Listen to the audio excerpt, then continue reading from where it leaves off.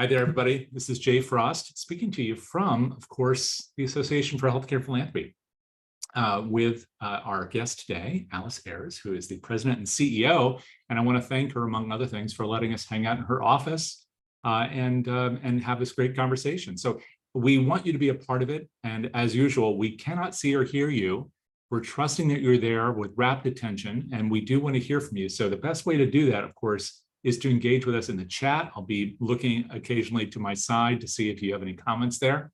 And also you can post something to the Q&A. We'll be watching for that as well. But today our discussion, of course, is about transforming healthcare philanthropy in all of its modes and measures. And there's a lot to discuss here, especially at AHP. And the conference is not too far away. So hopefully it gets your juices up for that gathering in the near future. If you're a part of this world of healthcare philanthropy, we know that your questions are going to be material. So again, that's not an idle request. We really do want to hear from you. We will be, of course, recording this so we can make sure that your colleagues who can't be with you can enjoy it later, but we want you to be part of the live discussion. Now, so Alice, thank you very much for hanging out. Really appreciate it. Thank you for the invitation. I think I posted a rant on LinkedIn and that turned into, hey, would you want to talk about things? So I'm excited to get to have the opportunity. I didn't think of it as a rant. So that's why I looked surprised for a minute. You have great posts, and that was very important stuff. And in fact, I wish I could quote from it right now. But the gist of it, maybe you can kind of introduce the subject. Yeah. Right now. Well, the gist, I think, is what we're all living through in healthcare right now, which is that on the one hand, we have a model that pays for acute episodes. And on the other hand, because of the way that reimbursement works and because of the way the last several years have gone, the revenue is not outpacing the expenses. And as a result of that, we're seeing margins that are, below zero and have been for most of this year. They're beginning to climb out. I saw a number that was 0.3 from Kaufman Hall for the month of June. And that's the beginning of a positive margin, but that's an average. So, you're still seeing people who are far below. And what that really means is that we have to think differently about how we fund healthcare. And part of that, at the moment at least, is really prioritizing philanthropy. And I know we can dig into this a lot in the next little bit together, but you showed me a graph, which I don't know if people will be able to see it here well or not. It's kind of small. Hall June flash report. So every month, Kaufman Hall publishes the rolling 12 months of hospital margins. And what you could have seen if you had been able to see that is that in June of 2022, we were at negative 1.2% on average. We're now at the end of May of 23 at 0.3%. So we are still in a whole lot of hurt. Yeah, and this has been going on for... It's been going on. We've always had margins that were in the 1 to 3%. So on average, so we've always managed at razor thin margins. But because of the pandemic, because of the staff shortages. So one of the interesting things about healthcare, sorry, I'm going to get a little bit wonky on you, but one of the things that is particularly problematic at the moment is we have fewer nurses than we need. So there's a pretty dramatic nursing shortage. Well, that's a problem in part because it means that the nurses we're paying a whole lot more. And there was, especially during the traveling nurse era, there was a much higher premium for nursing hours. But the other part of it is there are regulations about how many nurses you have to have on a floor in order to staff the number of beds. If you don't have enough nurses, you have to leave beds open, even if there are patients who would like to be in them. And so part of the revenue issue is that we can't put people in the beds. And then the expense side is all of the inflation. Pharmaceutical prices have gone up 30%, 40% for some key drugs. All of the supply chain materials have gone up because of inflation, and then the staffing costs have gone up. So it's a problem. It reminds me of something that's visible, because what you just described, except for people in the field, would be largely invisible. All they know is healthcare costs are out of control, and why is this so bad? And but if we go into a restaurant and we see a lot of empty tables, the instinct is to say, well, my gosh, you have an empty table right there. Why can't you seat me? Well, because we don't have the staff. That's right.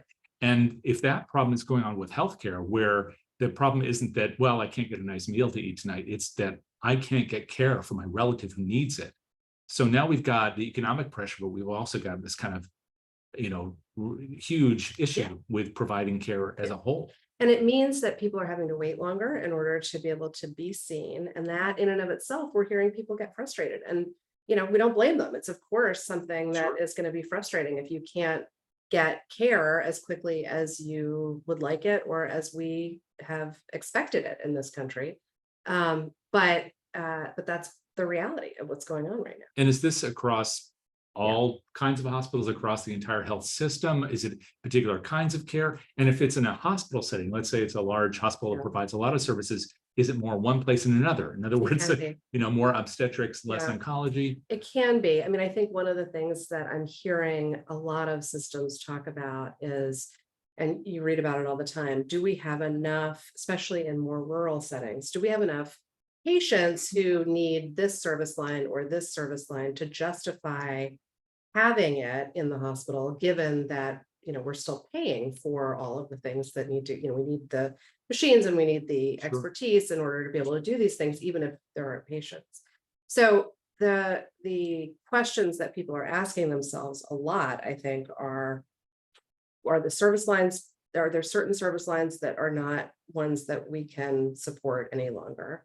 And yet at the same time, you find yourself saying, but our mission is to make sure that we're caring for people and providing the best care possible. So how do you bring those together? Systemization is one of the things that has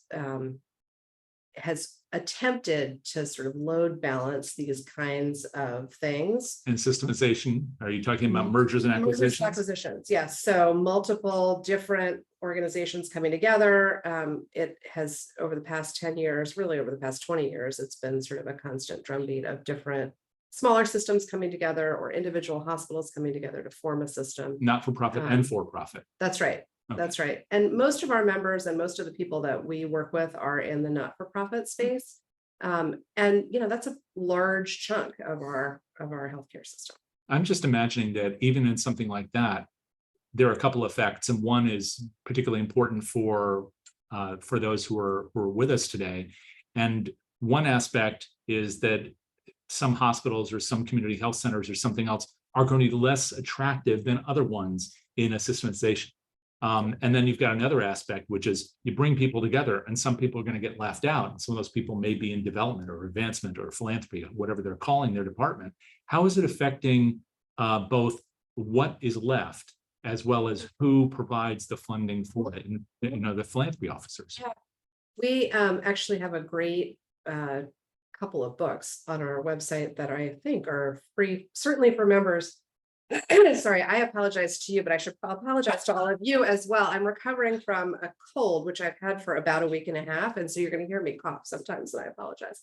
Called Systemization and Regionalization. And there are two different books. They're anthologies that were put together by Betsy Chapin Taylor at Accordant. And she did interviews with a number of different of our members who had been through the merger process and had been through the system. The successful mergers tend to be ones where they bring in the foundation teams early. And if you think about it, that makes sense, because fundraisers have relationships with the community.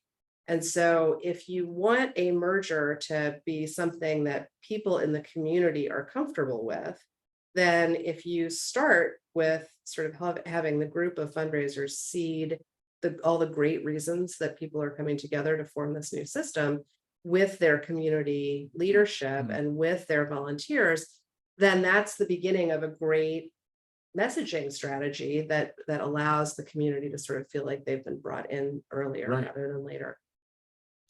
I think for most organizations, what they find is that over the course of systematizing, they will do things like bring together back office stuff. So they'll bring together all of their instances of Blackbaud as an example, or sometimes they will create centers of excellence. So you'll have a planned giving expert who sits at the system level rather than having planned giving experts in all 50 of the foundations that are part of the system. And that makes sense because for many organizations, you're still only, even if you've got a ton of different foundations, they're still pretty small because they're supporting individual hospitals. So having a full-time planned giving person or a full-time annual giving person might be too much. And so this allows them to sort of get really great expertise and focus more on the major gift work that they tend to find as the most sort of valuable to the overall organization. And we've talked a lot about that in this series because of the preponderance of major gifts, their importance. Yeah. And that was, again, another factor in the Giving USA results this year. It's something people are discussing a lot, especially since we've seen a little bit of a dip as the stock market also retracted. So these kinds of things are great. And it sounds like they might insulate hospitals, individual hospitals or systems. But at the same time, it's kind of hard to predict. So how in the world do you and AHP help hospitals, especially individual hospitals, to make some of these predictions so they can be in a better position to adjust when things are a little out of their control, whether it's a pandemic or a dip in giving? Yeah, I think it was interesting. There were several calls at the beginning of the pandemic, and they were from smaller hospital foundations for the most part, or standalone hospitals, where they said, gosh, should we even be talking to donors? And I said, I think, I think the opportunity here, you don't need to ask them for money right now, but the opportunity is to get closer to your donors through this moment where healthcare really is the expert, and you and the hospital that they trust can help them to navigate the waters of what all of this means. And there were some really wonderful stories that came out of that kind of engagement. The numbers, the Giving USA report does show a decline, especially in individual donors. Healthcare actually, if you don't do the inflation adjustment, healthcare was actually up. And so our down number was lower, it was smaller than the rest of many of the other sectors. I think we were only down by about 2% or something like that. Inflation adjusted. And that's actually been a trend too. I think one of the things that we have seen when you're reading the Chronicle of Philanthropy, when you're reading any of the other things that come out, the big headline is always, oh my gosh, where are the donors? They're all, the donor numbers are coming down, coming down, coming down. We decided to dig in and look at it a little bit more carefully. And we sort of picked apart some of the Lilly School data, again, because we're really focused on health and healthcare. And what we found was that they did a longitudinal study of 4 different groups between I think it was 2000 and 2018. So pre-pandemic, but still, the secular giving came down from 20% to like 16 or 17%. So you're talking 3 or 4 points, over that course of that 18 years. Religious giving came from 55% in 2000 down to like 20%. And so while that makes me feel deeply for religious causes, it did sort of give our membership that moment of, oh, well, wait. So if we continue to work, obviously, to build our pipelines, it's not quite as much a hair on fire moment as it felt like it was when you just read the headlines. So it was an interesting piece of information. I'm trying to figure all that out myself and untangle those numbers. It's like a bowl of spaghetti. It is data. Yes. And I think the vast majority, especially in 2000, of the giving was being given to religious causes. Right. What this says is those people just aren't giving anymore. Or if they're giving less, and not to religious causes, they're giving to other things. So as we're thinking about this from the healthcare perspective, it sounds like the systems are growing as a way to both provide, in theory, better care, but also insulate themselves from the kind of ravages of the peculiarities in the marketplace. One of the interesting stories that happened during the pandemic, Michael Dowling, who's the CEO of Northwell Health, which is one of the larger systems in the New York area. I think they're the largest private employer of anyone in the state of New York. And they were obviously hit early on by the pandemic. they were load balancing ICU patients, not only within their own system, but they actually were also taking patients from other hospitals and other systems as well, because they were able, because they were a big system, to put people in ambulances and get them to an ICU bed. And so there are definite benefits to having that kind of scale. There are drawbacks too, but there are benefits to having that kind of scale. What are some of the major drawbacks? Some donors look at it and say, why do you need my money if you're a multi-billion-dollar organization? That requires that you think through the financials of healthcare and the reimbursement rates and Does everything it change the relationship too for the donors? This is like a Downton Abbey moment, where you know what I'm talking Yeah. about? But, Whose hospital is this now? yeah, Yes. that is in fact the conversation Okay. that people have sometimes. And as you know, the donor bill of rights and the way that we think about donor intent holds, whether it's for a small standalone hospital or a large system. If I've always gone to Georgetown Hospital, then when MedStar buys Georgetown Hospital, which happened many years ago, if I want to give to Georgetown, I still can earmark my gift to Georgetown. So those are the kinds of conversations that we have to have with donors so that they understand that, they can still give to the place that is where they had their children or where they had their amazing care. The interesting thing, though, is that it also opens up opportunities for donors who care about a particular disease state, for example, and maybe their local hospital actually isn't the expert in the research that's being driven in that area, but maybe another hospital in the system is. Well, that means that they can actually give in a different way to the work that they want to see done. Before we go any further, I want to make sure, once again, to encourage people, if you're here and listening in, we do want to hear from you if you'd like to be a part of the conversation. So feel free to let us know in the chat or in the Q&A if there's something that you'd like to have us address. One of the things that struck me as you were describing all this is that it's so different, thinking of Downton Abbey, from the rest of the world. So It is. That's true. What do you take from that? How do you think about that as the president of AHP? What is it that we're supposed to do in order to make this work? Yeah. We have at AHP, we have a healthy and vibrant membership in Canada as well. And it's always interesting to me to hear what they're worrying about and thinking about versus what we are. We actually also have members in Australia and Singapore and other places, but predominantly Canada and the United States. There was a piece that was written in the New York Times by the chief health officer. It was an opinion piece a couple of weeks ago at Indiana University. And he, Dr. something, Carroll, I think. And he talked about how much money we spend of our GDP, 18%, versus how much other countries spend, averaging 8 to 10% on acute care, on the actual delivery of healthcare. And so we spend twice as much. And the piece sort of looked at the other components of healthcare that aren't set in the acute setting. So things like social determinants of health, which include financial literacy, food vulnerability, housing insecurity, even, are there places to play outside for kids so that they're able to get the exercise that they might not get if the neighborhood isn't safe. And the argument that the Dr. Carroll was making was other countries spend money on those things. And the payoff to that is partly that people live happier, healthier lives. And it's partly actually that they don't have as many acute episodes.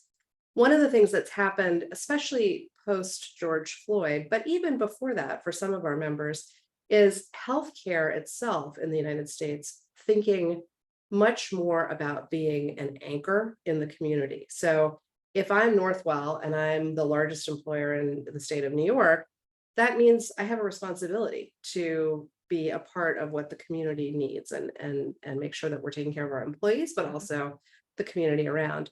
I love to talk about an experience I had out in Toledo. There's a health system called ProMedica Health in Toledo, Ohio. They're actually in Toledo and other parts of Ohio. And for roughly 10 years now, maybe even longer than that, donor funded from the beginning, they started by saying, there's an obesity problem. And what do we need to do in order to fix the obesity problem? And so they put a bunch of people into the community and they went around trying to figure out what it was. And the experts came back and said, you have a hunger problem. And they said, no, we don't, we have an obesity problem. And they said, no, you have a hunger problem. Because what you have is a food desert in Toledo. And so this donor helped the city of Toledo, gave them a building that was an empty, vacant building for $1. And the donor then helped create a grocery store that's at cost. There's a financial literacy component, so you can go and learn how to balance a checkbook and how to manage a credit card and how to deal with a bank account and all of those things. They have a job training center, so they are training people to come and work at ProMedica as well as in other parts of the community. One of their board members has a call center that they hire the community people into in order to staff the call center that's part of the building. They've got, there's a demo kitchen. There are all kinds of different things that they've done in this one building. And that then turned into a recognition that not only did patients need access to all of these things, but many of their employees did as well. And so they started screening for social determinants of health. Well, fast forward 10 years, and they actually are now able to, through data, go to an insurance company and say, look what all of this, investing in the community, investing in primary care and in community health in these ways, look what it's done in terms of bringing down our utilization in the acute setting, especially in the emergency room, which is the most expensive setting. And so they're beginning to have conversations about having the insurance companies reimburse this work. That's the game changer. That's the moment that everything changes, because right now we're reimbursed based on a fee-for-service model, which means if you walk through my front door, I pay you, or I pay the, the hospital gets paid for the work that they do. This is a different model entirely. This is, how do I keep you healthy so that we reduce the costs of acute care in this country? And that begins to take that 18% down. This all sounds very logical, but it does require a lot of courage, as well as some enlightened donors, but also enlightened boards and staff, because I can imagine that in some places people are thinking of this as what I describe as the Harvard problem, which is people will say, well, sure, that's Harvard, because Harvard already has all these people and they have all this money and they have this huge endowment. So therefore, that's not us. But what you're describing is Toledo. And for those who haven't been to Toledo, it's a Rust Belt town that has had harder days of late than it used to. So they gave them an opportunity. They had the foresight. They gave them a plan. They executed the plan. But you probably run into other places where that might look appealing, but they might think, well, yeah, but we can't get our insurance carriers to support that, or our board isn't really thinking that way. They still think of the hospital the old way. How do you help them to see that this is a model? We share stories like ProMedica's. Vale Health is another great one. The Eagle Valley has come together. There are 40 plus foundations, one hospital foundation, and then everybody else is a community foundation around behavioral health. So, prevention all the way through to post-acute care. And they're raising money together. They're raising $100 million and they're like $65 million in. And it's really exciting stuff because we're doing it as a group rather than doing it as a hospital raising money for the hospital. Now, there are still plenty of reasons, especially in a financial crisis like the one that we're in, where we need to be raising money for the hospital. And so I think one of the tensions that our members are feeling at the moment is, on the one hand, we committed that this mattered, that community health mattered, that being an anchor in the community mattered. On the other hand, this is literally the worst financial year that healthcare has ever had. And so how do you, on the one hand, help fill in some of those holes while at the same time continuing to do the work of community health?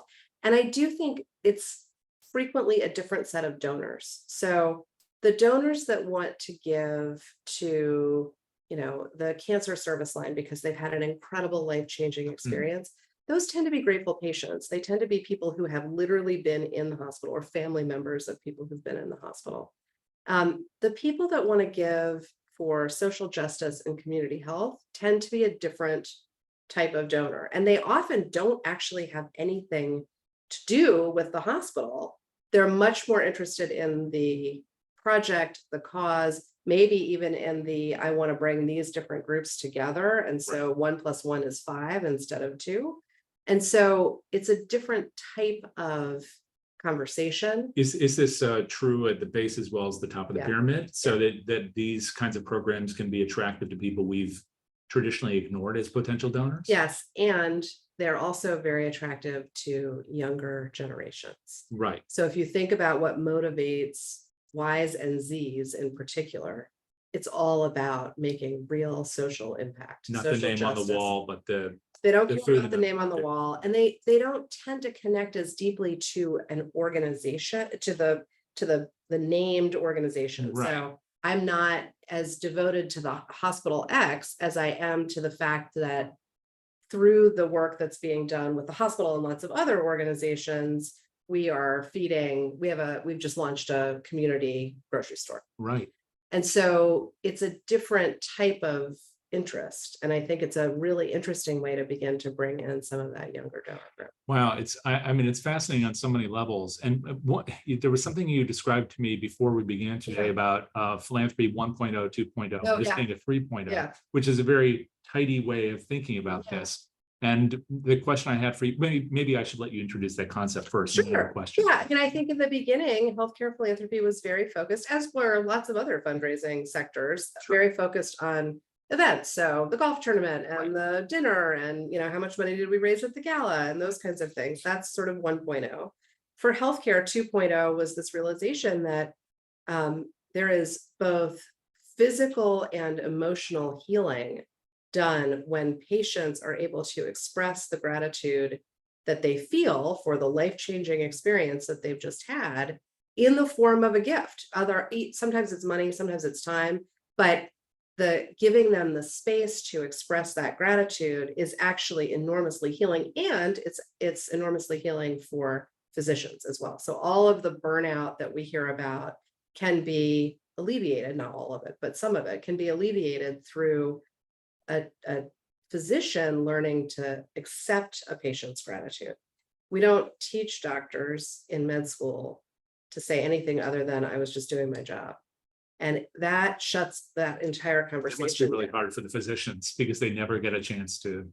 And so over time, and it was done because we were trying to make sure that physicians didn't feel the emotional burden of every patient.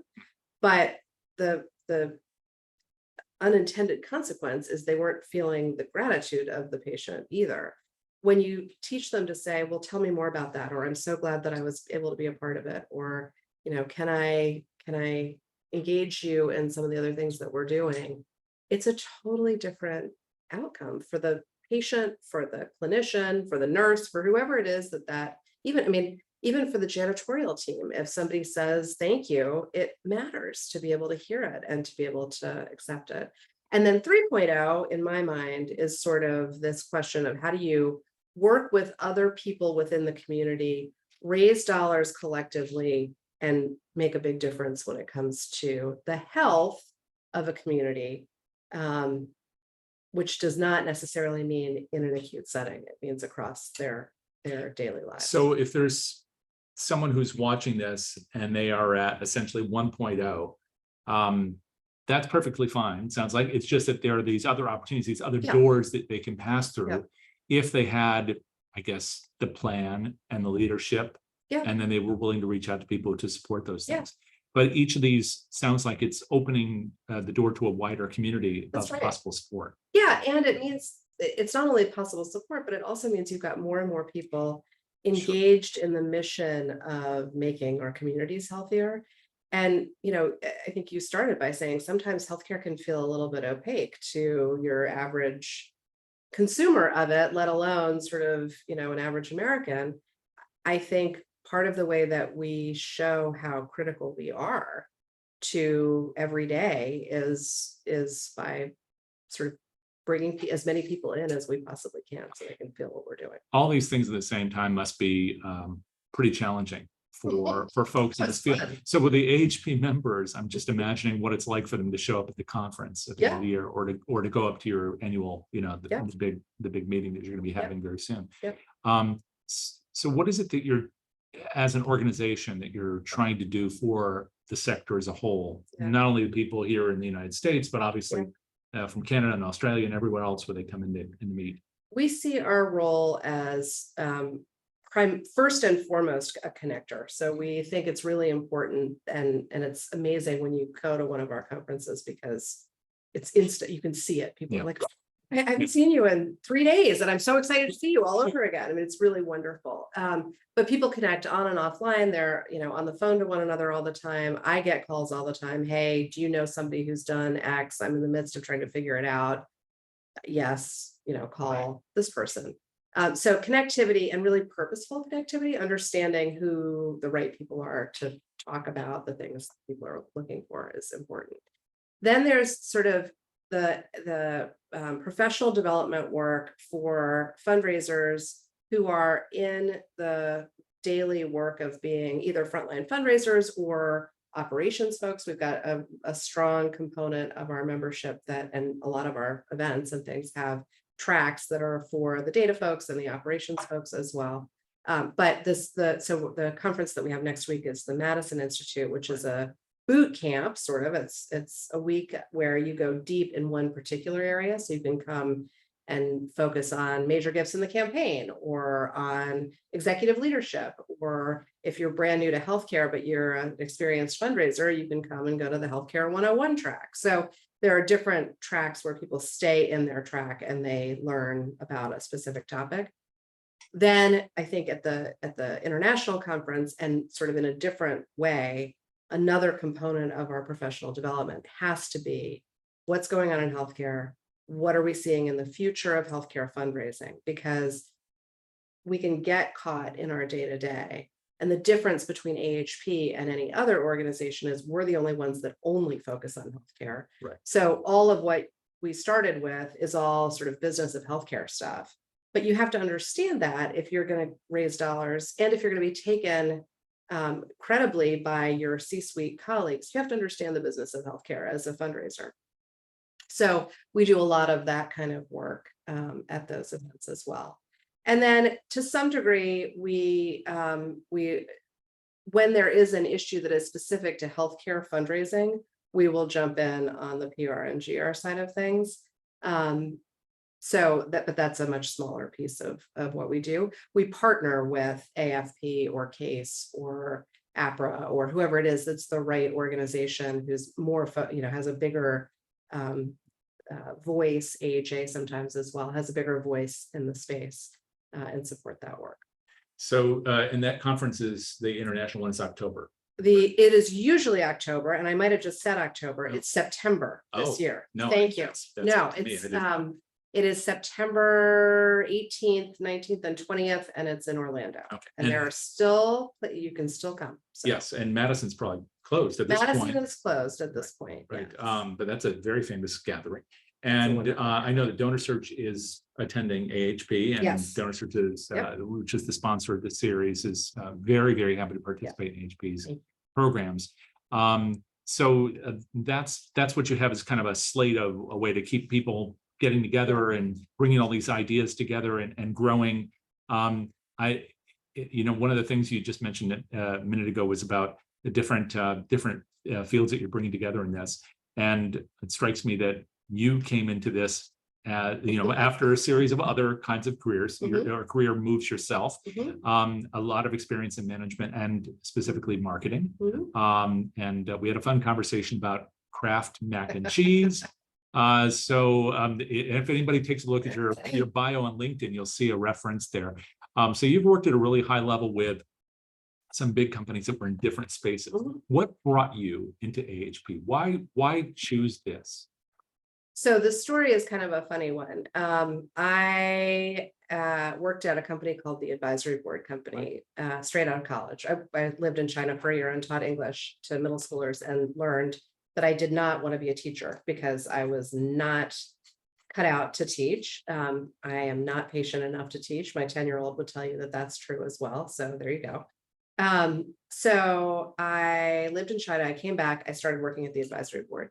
And I was in their sales group, although they called it marketing because they didn't have a distinction between the two at the time. And I kind of looked around and thought, I don't want to do this forever, but I don't know what I want to do instead. So I'll go to business school, which is what most people do when they don't know what else to do, law school or business school. But I came from a family of lawyers, so I decided to go the other direction. And at Kellogg, where I learned that there was a difference between marketing and sales, and that then led me into consumer packaged goods. And Kraft is one of those places that, because it's down the street from Northwestern, basically, the headquarters is in Wilmette, which is just a bit further north than Evanston, which is where. Okay, I have to ask you. Yeah. Did you smell the food? Because I grew up next to Pepperidge Farms, No. so we could smell the cookies. No, there was no mac and cheese. Chicago smells like chocolate in the middle of the winter sometimes because there's a Really? chocolate factory. Oh, it's And sort of so it's like crisp. being in Hershey or something. Yeah, Yeah. it is. Okay. So you were down the street from So we were down the the street mac and from- cheese capital of the from world. Mac and cheese capital of the world. That's right. And I was fortunate enough to get to work on that brand, which was an amazing experience. It's an And amazing company. Kraft it is is an amazing huge. company. It's a huge company. It was part of Philip Morris when I was there. Obviously, it's gone through Right. multiple iterations since. But it was a great place to learn project management. It was a great place to learn how a really high functioning group of people work well together. It was a terrific experience. I came back here when, so I'm from DC originally. I knew how to do lots of things. I wasn't sure I knew how to have a baby. And so I came back here with my husband at the time. When my oldest, who will be 20 at Christmas, was being born. So that was sort of, roughly 20 years ago. And I worked first at a startup that was in the kids' cell phone space because I had worked with Nickelodeon and I sort of understood that whole space. But quickly got recruited to, and you raised this one, to the Atlantic. So one of the stories of my career is I sort of ended up being asked to come work at different places by people that I had worked with prior. So the Atlantic was actually owned by David Bradley, who was the founder of the advisory board company. Oh, It is not now. It is now owned by Steve Jobs's widow. right. But David sold it to her, and that is how that ended up happening. So at the Atlantic, I learned events. So project management, the cell phone startup was all about marketing, but it was also all about digital content and understanding how to sort of promote content in a different way.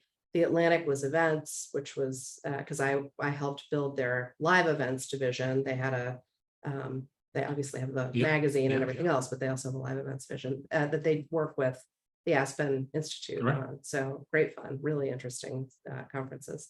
So I learned how to put a conference on, and I learned sort of how all of that worked. Then I got recruited to a startup, and I sort of have gone back and forth between big and small companies too. I worked at the advisory board in between again. So I boomeranged back and ran the marketing division at the advisory board for many years.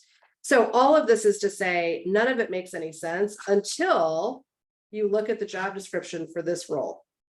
And it's like my whole life, I was actually intending to end up here, even though I didn't know that here existed until I saw the job description. But the job description is a little bit of this and a little bit of that. And every single one of the things that I had as an experience was something that fit those different buckets.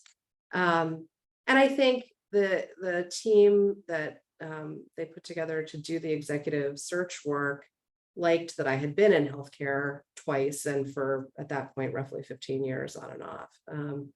But I also think they did something that a lot of organizations are afraid to do, which is they looked at somebody that didn't fit the bill. I had no association management. I had no nonprofit management. But they got it, that there was an opportunity to think about things differently. And I think it's worked out. So that's, it's clear why they wanted you, but why did you want them? Why did I want that? Yeah, why healthcare? Because look, I mean, AHP has challenges as an association, as every association does, especially in fundraising. We're an odd lot of hardworking I actually people. think you're the best lot. I really do. But at the same time, there were many things you could do, and you picked a field, healthcare, which is probably the most challenging thing in America. Well, I had been in healthcare, so I was at the advisory board for 4 years at the beginning, and then another 6. Right. And then I had been at a healthcare continuing education startup. At a certain point, I think you sort of become the space that you've lived in. Yeah. Now, that said, there's also a personal story, which is that when I was a teenager, and I think there is a personal story for a lot of people who work in healthcare, by the way. My stepbrother, who I was very close to, was diagnosed with Hodgkin's disease. And the physicians who diagnosed it, it was late. He was one of the very first kids to get Hodgkin's. It used to be sort of seen as an older man's disease. And so that his pediatricians didn't even know to look for it. So they didn't know what it was. So by the time he was diagnosed, he was given 6 months. And through miracle after miracle after miracle of medicine, we got 6 years. So it's not a forever story. We didn't get forever, but we got 5.5 years more than we had ever expected that we would. And those were really important years. He got to take me to college, and he got to be there when I graduated from high school, and he got to be a part of lots of the things that happened in the family during the course of those years. And so I think I've always been drawn to healthcare because I know how important it is. And I know how much good is being done in every single one of the rooms in every single hospital across this country and across the world.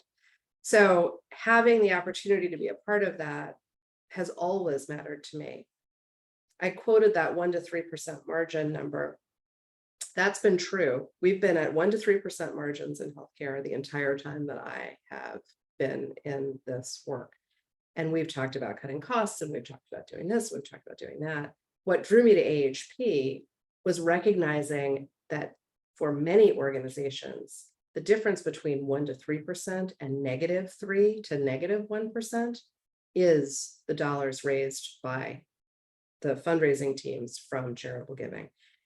To the point that we talk about revenue equivalency a great deal, which is basically how many dollars in new gross patient revenue would you have to bring in order to make up for $1 of charitable giving. Right. So at each hospital is a little bit different based on their margins and everything else. We say it's usually $75 to $100 to 1.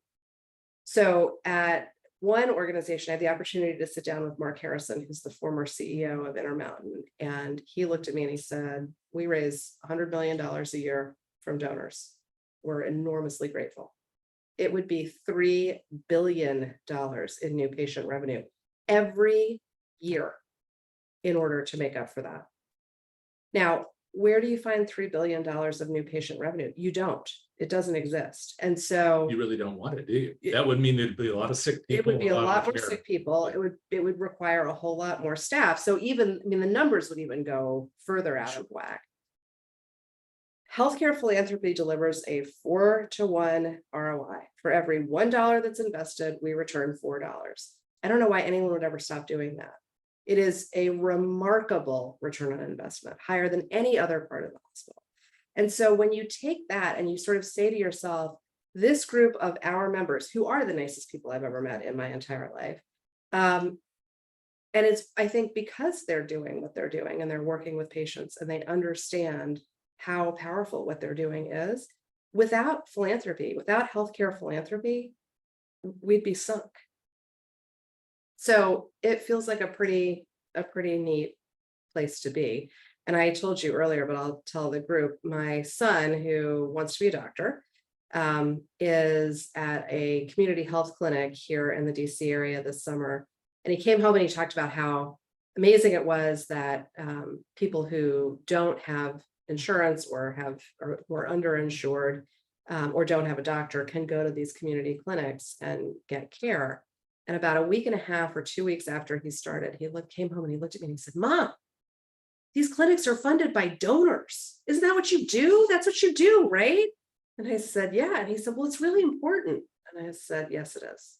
So I passed it down. Pass it on to your kids Yeah, too. exactly. Actually, well, that gets back to even what we were saying about, my clumsy analogy with the restaurants versus the invisibility within the hospitals, which is that if people in our own families often don't know what we do. Right. So the only way is I to was tell told what them. I did was write PowerPoints at one point about 5 years ago. And I thought, well, that's true, but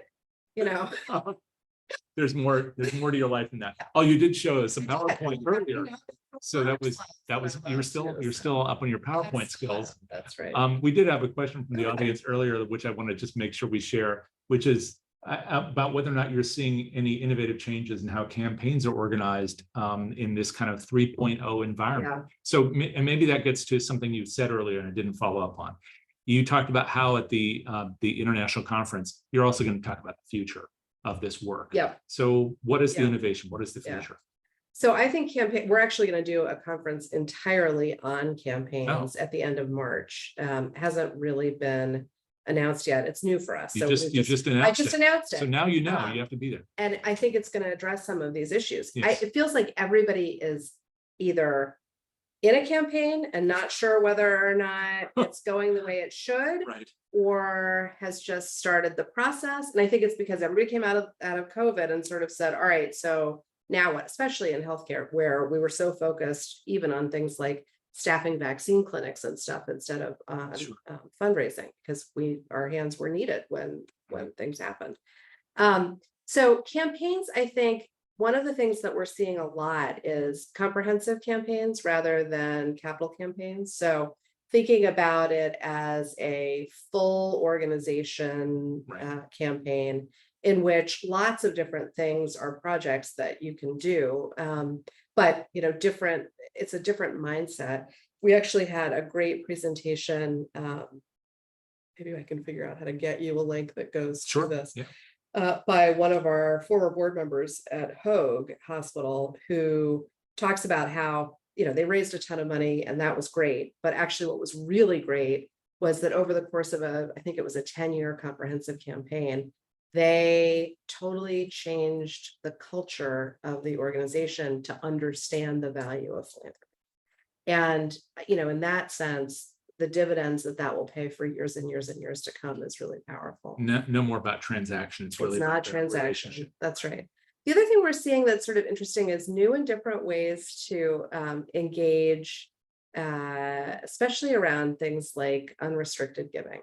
So there's a hospital that is doing kind of a Shark Tank thing where they've asked people to buy in as sort of the investors, and they have to give a certain amount of money in order to be on the panel. And then members of the hospital staff and the clinical staff and everybody else can come and pitch the need. And that need can be, as small as $10,000 or as big. I think they cap it at a certain number. But that sounds really exciting. But do some people? Any innovation has people who say, I want it, and other people say, oh no, this is going to change everything I do. So I think everybody loves the fact that it's bringing in unrestricted funds. So they're okay with it. And the other thing that apparently happens sometimes is the panel will vote no, but then somebody that is one of the donors that's sitting on the panel, they want to will just put the $10,000 in to make whatever it is happen because they think it's so they're calling attention to the programs again that are invisible until you have that program. That's right. So it sounds like these are all ways of breaking down this invisible blood-brain barrier between the providers of care and the rest of the world. It's interesting. You also, that made me think of, there's a hospital in Canada who decided that the way to get younger donors engaged was, again, to eliminate the barrier and to have them be sort of part of a social investing group that I think they had to buy in at some couple $1,000s or something like that, and they had to be under 30 or under 40 or something. And then like what's the yes, but they were able to come to private events that were, a cocktail party in the ER where the doctor would talk about machines and and that it went from 10 people to them each wanting to invite a friend to bigger and bigger and bigger. And they now have several of these circles. It's not like the golf event way out here. It's going on right there. It's going on right there. And I think during the pandemic, what often happened was, you had CEOs of hospitals and chief medical officers going around with their iPhones explaining what was happening in the hallways. Sure. And we were sending some of that content out to donors. I think donors got used to being inside. And so the more that we can continue to do, even with the barrier of, well, we've got restrictions in terms of who can walk halls and those kinds of things, it's a good way, again, to bring people into what we're doing. I know it's your job to be excited, but I don't think that's why you're excited. No. So you have some hope for this. This is beyond just, yeah. And I think there are all kinds of different ways that we're going to continue to engage a larger and larger part of both this country and Canadians and lots of other parts of the world in the work of healthcare. I mean, this is sort of fundamental, right? If you can figure out ways to not only provide more healthy days per capita, and on top of that, do it in a way that means that you're bringing our healthcare costs down. So does this mean the 1 to 3%? People talk about this with philanthropy in general, with respect to healthcare philanthropy specifically. And it was a final crazy question for your crystal ball. Can we go beyond a 1 to 3%? I think we can, as long as we continue to invest in philanthropy. And part of that is that hospital CEOs and hospital C-suite members and organizations like AHA and ACHE and HFMA, so CFOs as well, need to understand those numbers that I was talking about, the 4 to 1 and the revenue equivalency, because unfortunately, the reality is we still get swept up in layoffs. So, if the entire organization needs to cut by 10%, so does the philanthropy team. Well, if you cut 10% of your philanthropy team, you're cutting people, because that's pretty much all there is to cut. And when you cut, as you know, a major gift officer, it takes a very long time to get a new major gift officer back up and running once you're able to bring in that person again. And meanwhile, according to our data, at least, you're losing about $1 million in giving on average. So it's the wrong thing to do. And I have to ask you, drawing from your experience over the years working in different places, big ones and small ones, public companies and startups, have you ever seen any of those entities grow by cutting? No, it doesn't work that way. Right. But we've been cutting in healthcare for a very long time. And I do think there are opportunities to optimize. I mean, I do think there are lots of things that can be done. I think AI is going to be a very interesting next phase of healthcare delivery, as well as lots of other things. Physicians already talking about how great it's going to be not to have to chart all the time. They spend a lot of time charting, and they won't have to. And that is an incredible time saver. It will mean that they can see more patients. It'll also mean that they probably won't feel quite as much burnout, because that's one of their least favorite things to do, and who could blame them? Yeah. And so, I think there are things like that are going to change some of these equations, but I still think you have to focus on growth. And at the moment, one of the places, then we're very fortunate, but one of the places for growth is in the number of people who are willing to give to hospitals and health systems to do this work, whether it's at the 2.0 sort of grateful patient level, or whether it is in the health equity space. Thank you so much for all of this. Really do appreciate it, Alice. It was my pleasure. And thank you for letting us sitting here in your offices to discuss it. Once again, you have Madison coming right up. So the doors are closed on that, but they aren't for next year. So I hope you'll follow that. The big conference is in September. Yes. And that's going to be held in, you just said, Florida. Orlando, actually, right? yeah. Orlando. And you can still register for that. So I hope you will consider that, as well as the conference you haven't yet announced that's going to be in March. It'll be in Denver at the end of March, and I think it should be up on the website in the next couple of weeks. So that'll be an exciting thing. And if people want to learn more about AHP or be in contact with you, what's the best way to do it? My email is alice@ahp.org. So you're welcome to use that if you have any questions. We also have one that is membership@ahp.org. So that's another great place to go if you need anything, but I'm always happy to answer it. And it's also possible not only to support your hospital the way you do, or perhaps through a donation, but also to support AHP, as DonorSearch does, our sponsor. So I hope that you'll consider that as well. And you know where to reach Alice. I'll let you know where to reach me if you have thoughts about either this program or all the ones we have coming up. And you can reach me at j@donorsearch.net. Or you can find me on LinkedIn, or if you really want to read something intelligent on LinkedIn, follow Alice and read her latest rant as she described it. You'll learn a lot there. So with that, I want to thank you for hanging out with us today. I hope you'll join us both tomorrow and the next day. We have other programs coming right up, and we'll look forward to seeing you then. Until then, take care. Thank you, Alice. Yeah, my pleasure. Just